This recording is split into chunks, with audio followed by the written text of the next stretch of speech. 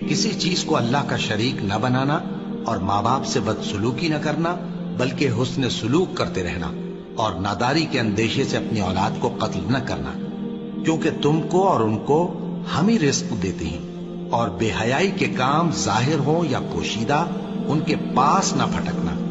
اور کسی شخص کو جس کے قتل کو اللہ نے حرام کر دیا ہے قتل نہ کرنا مگر جائز طور پر، یعنی جس کا شریعت حکم دے۔ ان باتوں کی وہ تمہیں تاکید کرتا ہے تاکہ تم سمجھو، اور یتیم کے مال کے پاس بھی نہ جانا مگر ایسے طریق سے کہ بہت ہی پسندیدہ ہو،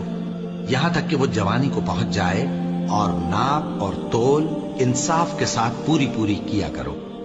ہم کسی کو ذمہ دار نہیں بناتے مگر اس کی طاقت کے مطابق،